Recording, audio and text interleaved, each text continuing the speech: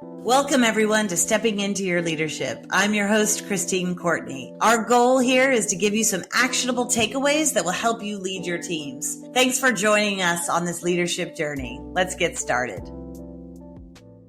Hello, everybody. Welcome to Stepping Into Your Leadership. I'm excited today to have a fan favorite back in the studio, Erika Bayh. Welcome, Erika.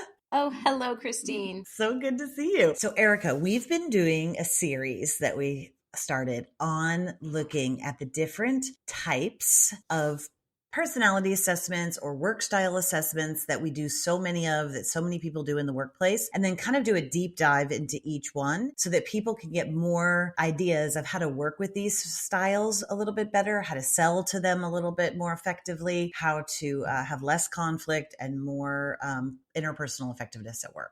Okay. So I invited you because Erika is not only a great manager, and if you listen to some of our podcasts, she has great ideas. She's a great leader, has great tips for everybody, but also she is a very particular style. And one of those, if you're talking about if you're talking about the DISC assessment, she falls in. Well, why don't you tell them where you fall there pretty strongly?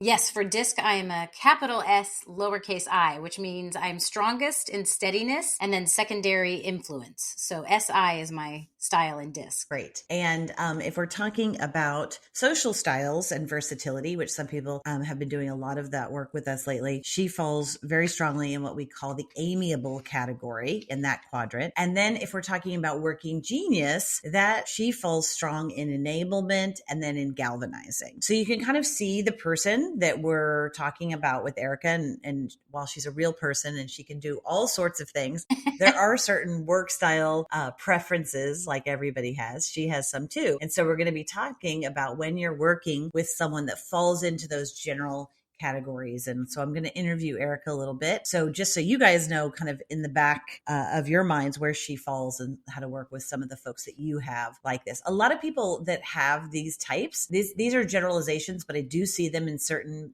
businesses. You see more of these types. Erika, where do you see more of these types? And I'll see if they align with the ones that I see so often.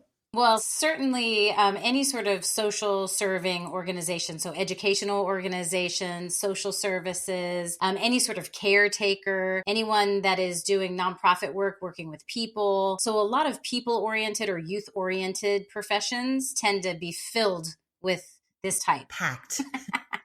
Teachers. So with a lot of teachers, nurses, a lot of social workers, certainly like Erika said, we work with a lot of HR directors, a lot of HR managers, HR leaders, huge in this area. I just did one with them and so many people. I mean, it was it also can be within so many people in HR have this, as well as almost in any company, it's going to be your HR teams are going to be stacked with this, as well as any kind of part of your organization that is serving others, even if it's internal. You'll see a lot of this. Not as much in IT though, not that kind of serving. We'll come to those in another. No, those are clearly in another category most of the time. Well, please, in IT, you're in service to the technology first. And the people behind the technology second, and they're usually. Very annoying to them. Us people are very annoying to them. All right, these are very generalizations, but that's what we're talking about. We're literally talking about putting people in a box. And the reason that we're doing it is not to shut down people, but to help you get some insights into how to work better with folks. Sometimes it gets so complicated, or some people just aren't naturally good at it, that these kinds of things can help you maybe open up something. Or if you're having trouble with a certain relationship, maybe you can shift things a little bit to work with them in a style that maybe would be more effective to them. So Erika, in your kind of style of working or your behavioral style of working, what do you think are the things that your biggest pet peeves in how someone maybe works with you, like a colleague or a boss or somebody who reports to you? What are some of those biggest pet peeves you would have? Yeah, that's such a fun question, isn't it? The pet peeve question. And before I answer, it's so interesting to say all of my sort of types in one place from the different assessments, because it is such a reminder that there's going to be no assessment that we do that's going to suddenly reveal you're a stunningly different person. The wording is different. The descriptions are different. The tips might be slightly different. But if you do multiple assessments, it's going to continuously remind yourself and others that you are who you are. So no matter what word you use with me, what it reveals is that I am very people and feeling oriented. And so my biggest pet peeves always come down to this sort of lack of care or caring. And my perception of that. So to be real clear, it's my perception that there is a lack of care or a lack of caring. So whether that's an abruptness in the way someone's talking to me, a seeming lack of respect for my time or what I might be going through, that sort of lack of care is where all the pet peeves live, I think, if I were to really be honest about that. Yeah, I love that you started with that because that's a really good framing. You know, one of the things that we always say is that self-awareness plus self-regulation equals a rise in emotional intelligence. And that is perfect. When we talk about all of these assessments, they're really measuring a couple of big things. And it's how much are you task oriented or goal focused, and how much are you people or relationship focused. And I think you just hit the nail on the head is if you have somebody, you'll be able to pick them out because of this very people relationship oriented focus. It doesn't mean they're not task focused as well, or they're not focused on goals, but almost always if one is going to outweigh the other, it's going to be people and relationships. And if you'll notice, their goals and their tasks often have to do with that being first and foremost, strengthening those things. Mm-hmm. Yeah. And I do think, just to say again what you just said, because it's a common misperception that somebody that might be in this category of people or feeling focused is somehow less productive than a task focused person. And that, as you just mentioned, is not true at all. It's simply the motivating force behind our ultra productivity is that we're working in a state where we feel heard and valued and respected, and that fuels our output, which can be and often is exceptional.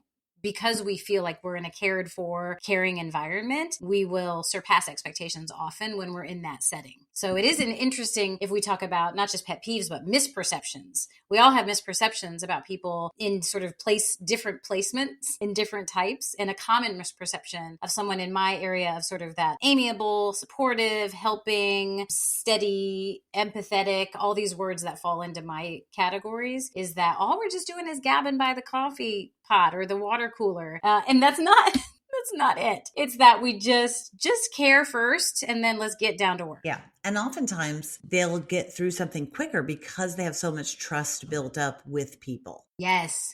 So people are willing to go out on a limb for you. They're willing to, as we say, walk through walls for you. So a lot of times you can skip a lot of the red tape that other folks are stuck in because you have such a relationship with people. And so that's also key to seeing it. It's sometimes just a different route, you know? Yeah. Yeah. Yes. Okay. So with that all in mind, how dare I ask somebody who's amiable to go right into pet peeves without saying something that builds upon our relationship first. So anyway, why don't you share with us some of the things that do upset you? Because sometimes people don't realize that how we can upset somebody with this style without realizing it, right? Because we're not aware of some stuff. And because it's small things, and so other types that are more of the driving type where it's really just, what is the task at hand? What is on the next thing on my list? Let's achieve that goal, that aren't necessarily thinking in any way about the human part of the interaction. They're genuinely just like, this is what's next. It's the small things that actually drive people like me crazy. And I over and over have joked, but it's so true that it's something simple as calling me without warning. I always talk about this one because what happens is it jars me, throws me off my task, and it scares me. And I'm like, what's happened? Why are we talking? I don't know why we're talking. What do we need to talk for? It's the same as walking up to a person's desk, like kind of that interruption. We talk a lot in other conversations about the sort of being more mindful about interruptions. So somebody that is in this sort of amiable steadiness, more person oriented, that sort of unmindful interruption throws us way off. Some of them are unavoidable. You know, of course, sometimes we just need to walk up to someone's desk or pick up the phone. But where possible, a way to care for a person in my type is to give that sort of quick heads up. Do you have a minute to talk? Can I borrow 5 minutes? And then approach and then make the phone call. So something that's so small, which to a driver type is going to drive them crazy. Why do we have to do this? Let's just get the job done. That small thing can actually throw someone like me off course more than you might imagine. So that's one example of something that drives me and others in my little corner of the world crazy. And it's surprising because I'm guilty of doing this to Erika, you know, in the past. I try to be aware of it, but only because she's helped me to see it. But the thing is that sometimes we think, why would she need a heads up. She's a people person, she's a relationship person, and calling you is more people oriented than sending you a note, but apparently it's not. And the way you described it is really good to see, because someone like me who is very, what's it called? An expressive or a galvanizer, like very high on the assessments in those categories. While I'm still people focused, I just immediately kind of just spontaneously will, communicate or reach out or whatever. And Erika has taught me that can be jarring, like she said. And so I love that cautious when approaching, as you would, at the zoo. You don't want to like run up to the animals and like bang on their cages. Don't scare the animals. Cautiously. Put your little hand out there. Because to your point, so you and another one of your favorite guests on here, Greg, are very expressive, and that sort of outward display of communication that is in the more spontaneous arena that says we are fueled by those spontaneous conversations, we're fueled by the people around us, is actually different for me. So even though I really enjoy people and have that sort of care quality, I also really treasure my internal ecosystem. And so it's not that I don't want the conversation, it's the care around just, is now the right time for me? Because if I'm in the flow of something creative, or if I'm actually struggling with a problem and really in my own mind about it, now might not be the best time to turn my attention away from it. And so it's the care around the approach that I think that comes up for me a lot when I think about this. It's handle with care, which is different than handle with kid gloves, right. But it is that idea of handle with a caring approach is really, I know for me when I think about it, a common theme. Yeah, I love that. And you could be starting off a conversation with this person that you're like, why are they so prickly with me? When in fact, it might be that just the way you started got you off on the wrong foot, but they're not necessarily, and nor is it their job necessarily to tell you that. And so, if you have that feeling with someone, then try a different approach and you might get a different way of working within, even in that conversation. All right. So that's a good pet peeve. I love it. What's another one? It might be in the same kind of category or another one, but like something that people do that may not realize it. Well, it is in the same category, but it's slightly different that I think a lot of us are guilty of when we're driving towards a goal, is in the way we're communicating in our emails or in the way we're starting our meetings, is that we start straight away with did you get this report turned in? Do you have those numbers for me? Have you finished that task?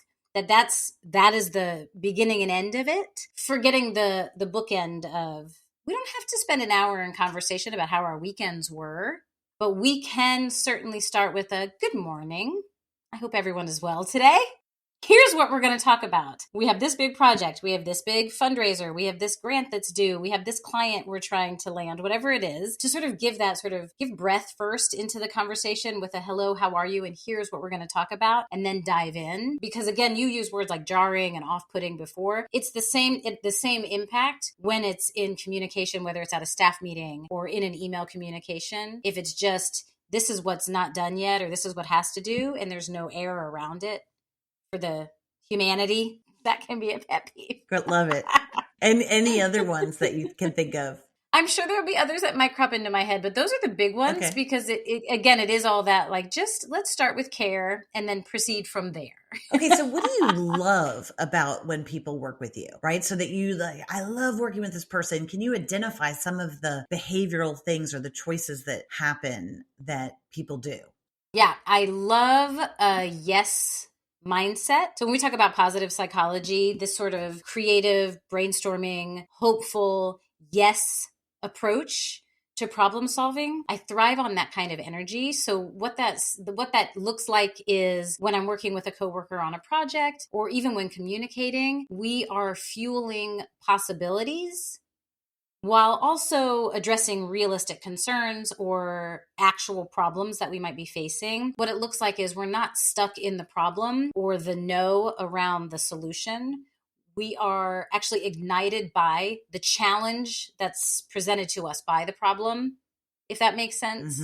And really fueled by, how are we going to move forward? How are we going to troubleshoot? How are we going to problem solve? So that kind of yes energy, that's very active and very hopeful. It's a real positive mindset approach that absolutely ignites me, as opposed to deflating me. I love it. Okay. Any other ones that you... Well, I mean, the opposite of everything I just described in the pet peeves. Yeah. Which is this idea of the care is I love when somebody stops and asks me something about something they know is going on in my life, whether it's with my children or you just had this thing or you bought that thing or you moved there. That kind of knowing and asking is such a love language for me. And so those are lovely things when people that I work with regularly think to do. Yeah. Yeah. And Erika thinks to do that all the time. So it's nice. She's the person that does know her people. She knows everybody's kids' names. She knows their pets' names. Like getting to know these people is generally not something that they will shy away from. They're not the folks who you have to be nervous about asking about their personal life too much or, I mean, I don't know. Well, and how do you? Because to me, that is so much. You talk about trust at the beginning. That's so much about how much you fill your trust jar. The trust quotient goes up when you show that you not only know, but you care and you're aware that this person does not just exist within the confines of the walls of your shared workspace. So that also looks like something unexpected has occurred in my outside of these walls life, and it's throwing me off track. And you, instead of being like, well, too bad for you, because the report's due at 5, say, oh, wow, something has occurred. Let's figure out how we can all rally around you and support. Maybe somebody else can take this task. Maybe we can find an extension on the deadline. So that kind of, again, that word care and trust comes when the more you know, the more you can in real time adjust and adapt when something trickles into the workspace. So there is something about we work together for hours in the course of a day, but that's not any of our whole lives. And we've talked about this before, that I think that's becoming a more antiquated notion that within work, that's all it is and everything else stays at the door. And, this idea of no, this is part of my whole life. And the more we care for our whole selves, the more productive I actually will be when I'm within the constraints and confines of our work time together.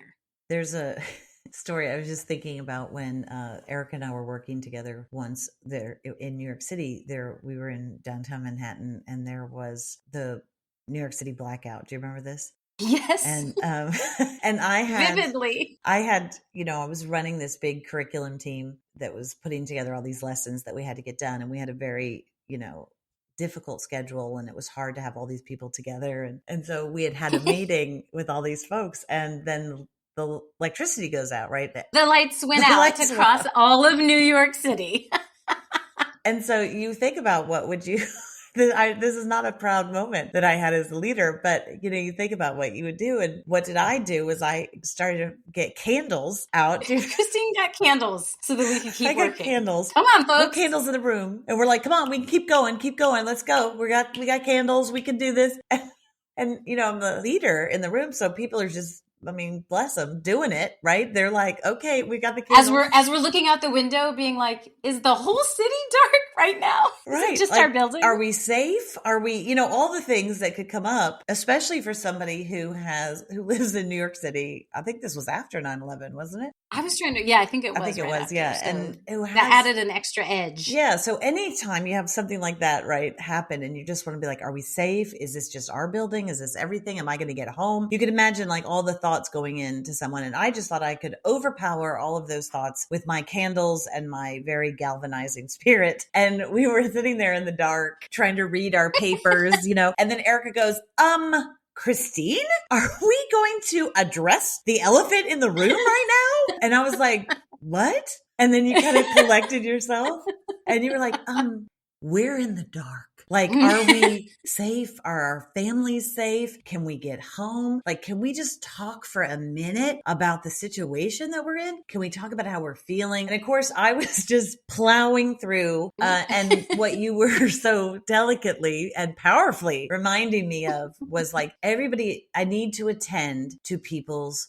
thoughts, feelings, concerns, fears, whatever it was. And we need to attend to that right now as a group before we think that any real work is going to happen, and that was one of those really like kind of smack in the face reminders for me. Like I laugh at it, but sometimes I do have to be reminded of that. And hopefully I'm reminding myself, even if I start to stop and go, okay, wait a minute here, breathe, let's breathe this in and not be afraid of like what's going to happen, Well, and it's an important reminder of why we need all different types in the workplace, because we balance each other out in terms of how we're looking at a situation, and we need everyone looking in different directions, honestly, because the collective is looking in all the right places. Any one of us can't look in all the directions, you know? So if I'm going to, in a moment like that, immediately just think about work is not what we're doing right now. We need to make sure we need to get home. That to have somebody being like, well, maybe we can work still is a good balance. You know, that sort of driving us toward a task is important to have. You know, I always laugh that you used to make fun of me all the time that I had a weird obsession with the weather reports, because I would be like, I think bad weather's coming for this event that we're having, or this person is flying into town, you know, because you'd be like, you crazy weather lady, because I'm thinking of how are the people going to feel in this moment? And that's good and helpful to have, but that can't be the only thought process on the team. You have to have somebody else being like, weather schmether, let's go forward. And then the two perspectives with others start to balance out. So to really emphasize, it's so helpful to do any of these kind of assessments and note if you're all one type, then you're not going to be as productive or have the successful outcomes that you hope for, because you're all too much focused in one direction. The most vibrant, healthy workplaces, like I said, are looking in all the directions because you have these different mindsets. So we like to joke and tease with each other, but there's not one that's better or worse than the other. They all provide value when you look at how you're looking. Or maybe you're having plan A, plan B, plan C, plan D. You know, when Yeah. COVID hit, that was another example where my instinct is to think, oh, it won't be that bad. It's not going to be as bad as they say. They're so hyperbolic, whatever. But of course, we're going to keep working. And in our executive team, when Erika was in there, she's always going to be on the side of like, whoa, we need to plan for like the worst possible situation, you know, and I'm always on the other side of it. And so what was good is that we had, going into COVID, do you remember this? We said, okay, since we don't know, then we need to really look at like, let's have a practice week where we all bring our computers home. We practice as if this happened. And then of course we did that, and then it happened right then. But the good thing was we all had our computers home and we all had everything ready for this practice one. But I would not have done that as a leader. I would not have done all of that planning, but your kind of steadiness, as well as other people in the group, right? Other types, drivers, analytical types, everybody which is so coming helpful together. We had real different plans on what we would do. And so you're right, it is very helpful. So what if if we shift your thoughts real quick, instead of working with someone, what if a salesperson, we have a lot of salespeople out there that we work with, and a lot of salespeople that want to get better at their jobs, and they, bless them, they have very little time sometimes to read the room, read the person, get ready for, you know, the ask, take some risk, get ready for rejection, whatever it is. What do you think is some of the things that can make it easier for folks who are trying to sell to you, or your type? Yeah, we may be the trickiest ones for this reason, because on the one hand, you might think, oh, I need to be real personable and, you know, get in there and be friendly. But if it reads at all inauthentic, we're out.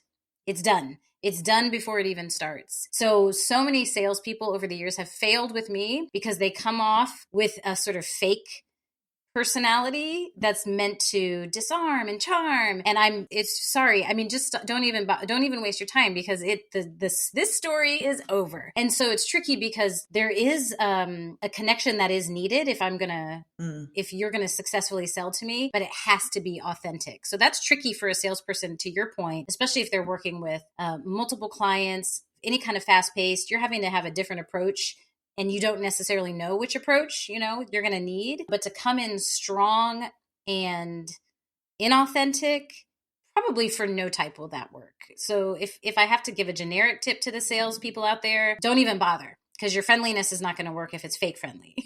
I'd rather you just be blunt, and then we work our way into friendliness. So authenticity is, you know, so that is not a script. That's not you have a problem and I have a solution approach. That is a genuine caring of starting with believing in the product that you're selling. So if I get ignited by other people's genuine passion and authenticity. So it doesn't even have to start with be authentically friendly to me if you don't know anything about me yet. Show me your passion for the product or service that you're selling. Yeah. I'm going to get excited by that energy, and then that'll lead itself into Like that opens the door to the conversation. Yeah, that's a good one. So I would say if you're a salesperson, you have to, right? You have to, and if you're not passionate about your product, then it's time for some reevaluation. Like either figure out how to ignite your own passion, I think sell something different. If I was to add on to that too, I think one of the reason why you're so sensitive to authenticity, which a lot of people are, right? But I think for people in this category, right? Because they're so people oriented, they are good at being authentically with people. They pick up on those folks who may not be as naturally good at it with strangers. And so some people have a harder time. And so they fake it till they make it, a lot. And we can just, it hurts more. I think with somebody in this category, their walls go up faster because let's 100%. Face it, these folks get taken advantage of sometimes by folks, right? Yeah. Because they are so caring. So immediately they're going to pick up on like, if you think that don't think that my caringness is, gullibility or anything else. Or stupidity or so I have a perfect example of this. So I live in a part of the country where there's lots of windstorms and thunderstorms. So always after, a sequence of storms, always the roofing companies come through the neighborhoods and talk to you about how you definitely need a new roof after the storm damage from last night's storm. Always. I mean, they're just crawling. There's roof guys always. They come to your door and they try to convince you to get a new roof. So not that long ago, there was a group of them combing our neighborhood, so the first one knocks and I'm on guard already because I'm already, I know there's been a storm and I don't want a new roof, but this nice guy, this nice, smart person just is kind of laughing from the start about he knows how ridiculous it is that they're always combing through the neighborhood. So he disarms me with, I know this is ridiculous. How is your roof? What do you even think about new roofs? And we're just chatting. I'm still a no, but like he's warming me up that I've ever became a yes.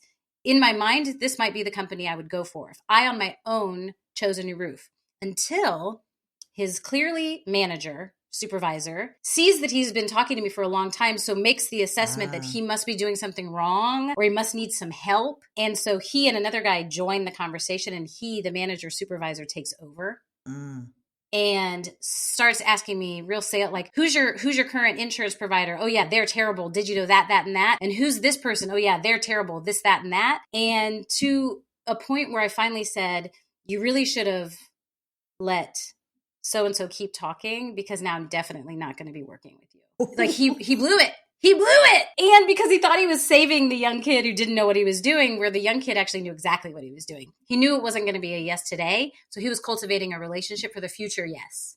Yeah.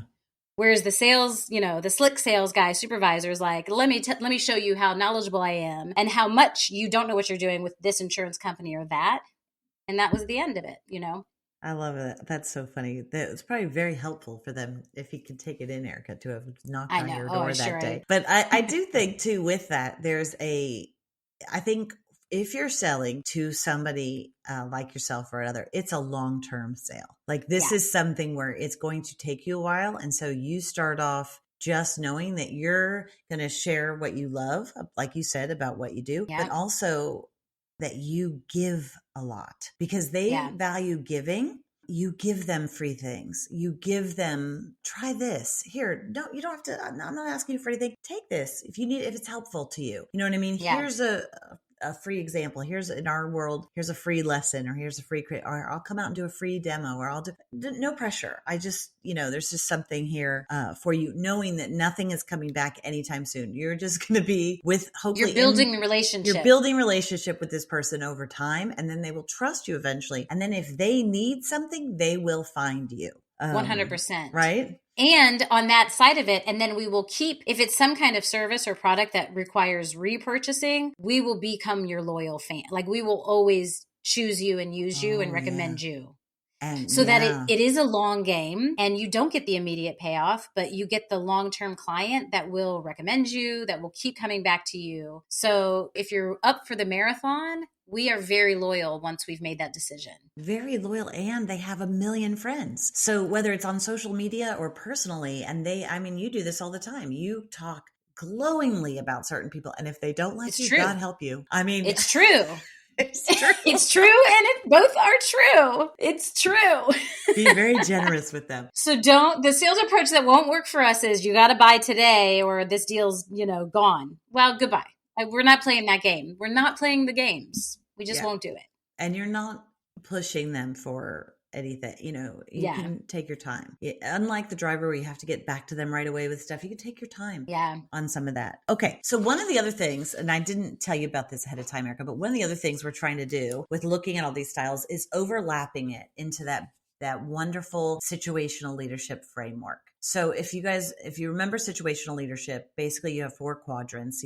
If you have somebody that you've identified as an enthusiastic beginner, right, in your organization, and they require a lot of direction and little support in the beginning because they have so much of their own motivation and confidence in their enthusiasm of a new start or new something. And then it goes to a disillusioned learner, right, where things start to get hard, and then their confidence starts waning, and then it goes to cautious but capable contributor, where they've kind of got it now, but they're a little bit afraid to take risks, or they're a little maybe bored or just kind of stuck a little bit. And then it gets to, if you can get them through that, then they become a self-reliant achiever, where you're delegating, all things are rolling until they get promoted again and they become an enthusiastic beginner, and round we go, right? And so one of the things I wanted to look at is if you have, let's say, an enthusiastic beginner and you've identified that they happen to be an amiable style or a steadiness or enablement, all these things that we're talking about with you today, what are some ways for an enthusiastic beginner? What are some tips on managing those types of folks that are in that place? Oh, that's so interesting. It's so interesting because when we talk about situational leadership for the enthusiastic beginner, we know that they need to be really overtly told what to do. This is how to do the task. This is what tasks are expected of you. This is by when. And we're really holding hands at the beginning so that you are director/teacher. This is the path, and I'm standing by your side and laying it out before you. And so I would say absolutely that is a way to show care, is that you over communicate. These are the expectations. This is by when. And then even though when we talk about situational leadership, we're light on the supportive encouragement, for an amiable type like me, you layer that encouragement in from the beginning to say, when I'm seeming to understand or the lights are going on. Yes, that was great. That's exactly what I'm talking about. That is what I meant. Or gentle, a little less like that and a little more like this. So I would say over communication. If you think you're communicating too much, you probably even want to turn up the dial a little bit more. That's how much someone like me needs that.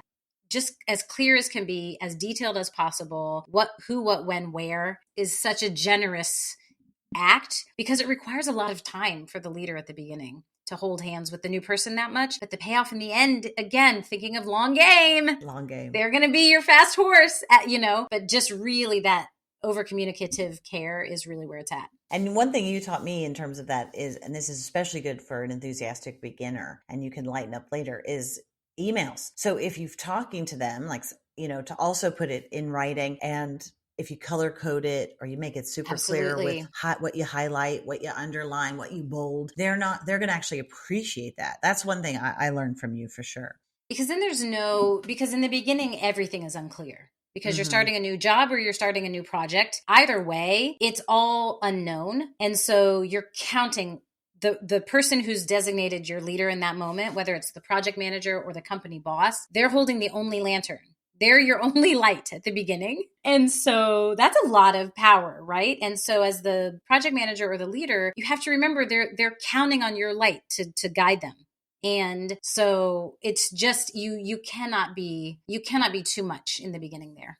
Right. Okay. Now, when they become a disillusioned learner, and we don't know when this happens, right? But it's when they start to realize what they don't know, and they start to get really a little bit panicked. Like, I'm a little bit I'm in over my head. I can't do this, right? Oh my gosh, what was I thinking taking this job or taking on this project or taking these new responsibilities? Right. And so we still have high direction, but now high support comes in. So what does high support look like for somebody who is this type? This is harder. So I would start with if you know this person already. So in this example, I'm not in a new organization. So my supervisor knows me, but I'm maybe in a new role, or I'm taking charge of a new project. You refer back to past examples of where I clearly know what I'm doing. So remember when you tackled that problem, remember when you handled that project, remember how you dealt with that person. You have these capabilities. So connecting the dots in my head to not only can I do this, I've done it before. demonstrated that I've done it before. If it's a new person to you, so it's a new job, it's a new relationship, you don't have those past examples, I think the best way is just that general, we brought you on board because of these skills and qualities that you have. We don't expect you to know everything yet. We chose you because you bring exactly the energy, the insight, the experience, whatever those things are that made you choose that person. A reminder is needed at that moment when I'm disillusioned and think, oh no, I'm a fraud. I love it. Okay. So now let's say you've gotten them through that. They've gotten through that, and they're now in that cautious but capable contributor where they're a little bit afraid. And you see this in this type a lot because they tend to want to be safe. And so there's sometimes a fear of risk taking. So sometimes you can see careers stall out with this folks, right? Or they feel like, why am I not moving up? But then there's a little bit of a risk taking factor that's necessary sometimes for growth, that sometimes we're afraid with amiable or steady folks to disrupt the apple cart because they're good employees. But like, how do you kind of push them to that next level? I think that's such a good one because the way you just framed it, the immediate thoughts that came to my mind are to really ask them a lot of questions about what they think or what they would do in the situation. So in staff meetings, Erika, what do you think about this if that person is not immediately jumping in? Erika, what's your perspective on how we should deal with this client if they're not jumping in? So you ask directly their opinions and thoughts to show them you want that in the room. The other thing is to nudge them towards leadership positions. Hey, we have this staff meeting on Friday. The main focus of topic is going to be this project you're working on. Why don't you lead the meeting? Hey, we have our all staff retreat next week. You don't know these team members as well. They don't know you as well. Why don't you lead an opening icebreaker so you all can get to know each other? So that kind of nudging into leadership and nudging into outward voice is probably the best way. It's loving, but it's nudging. And it's also in their strength set, right? Something that has to do Absolutely. with the other You're not setting them up to fail. Mm-hmm. You're really not you don't want to set them up to fail. So you don't want to shove them into a spotlight moment where they're not ready or they maybe don't have the skills. So this is well within your realm of what you've been working on or what you know.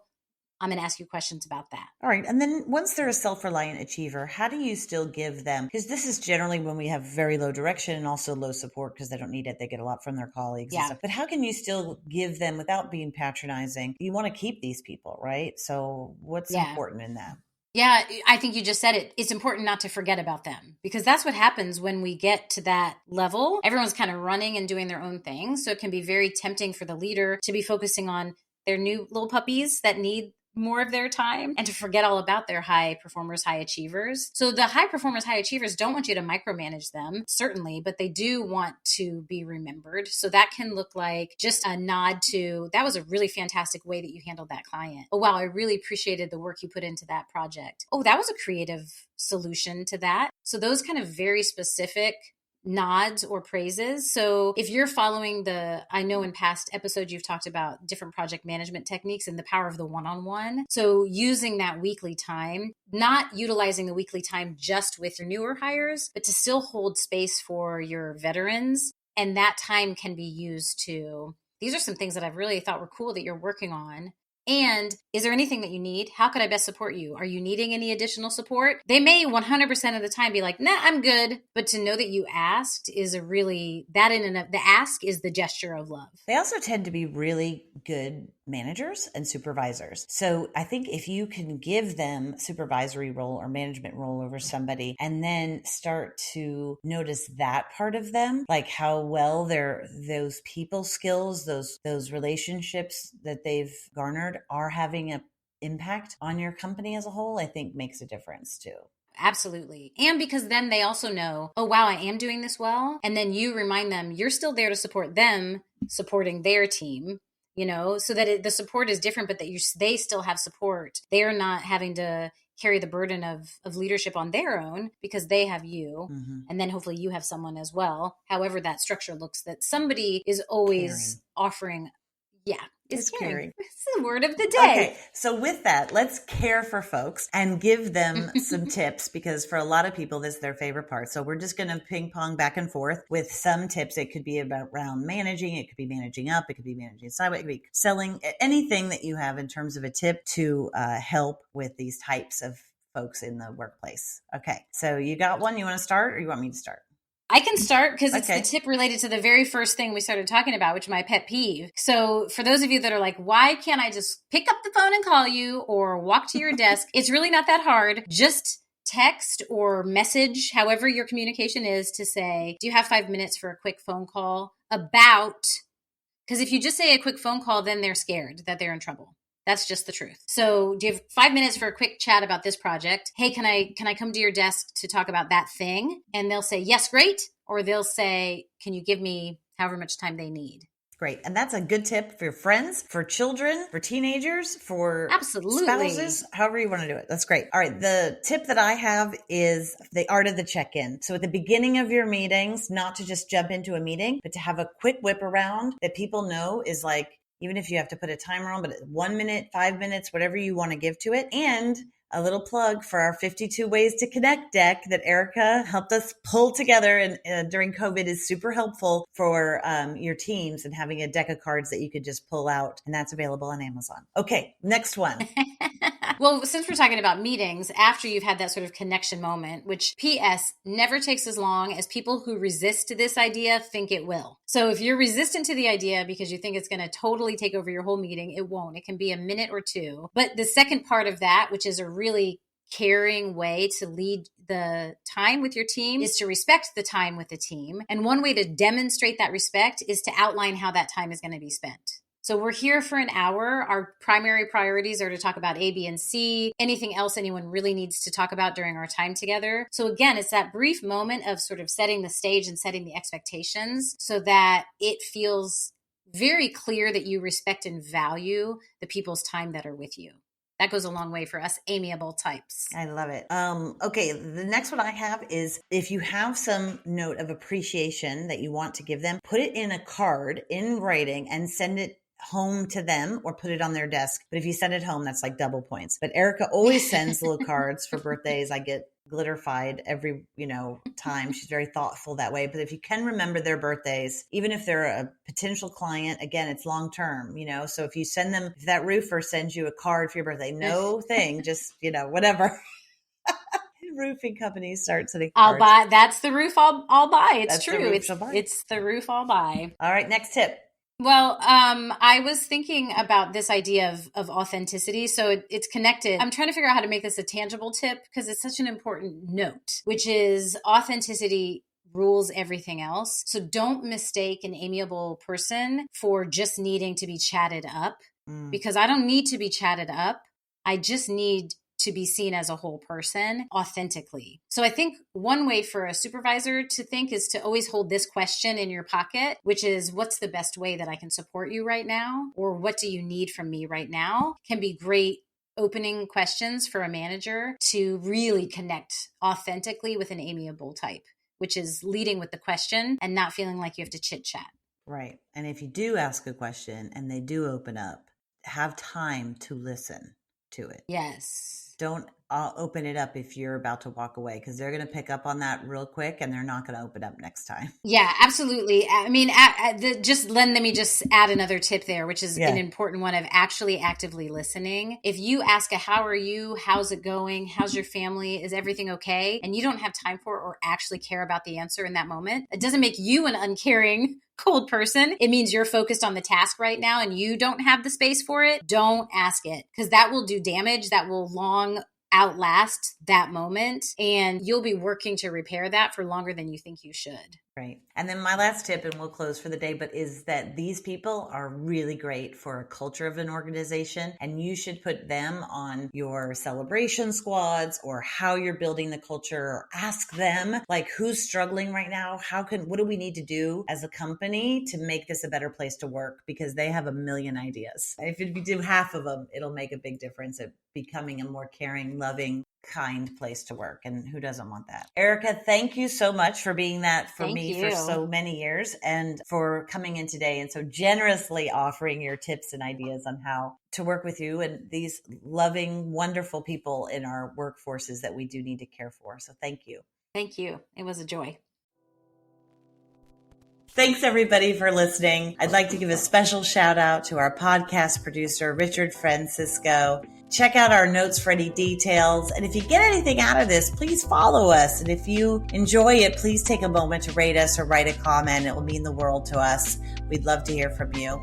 And if you just can't get enough, follow me on TikTok and check out tlpnyc.com/podcast for more information.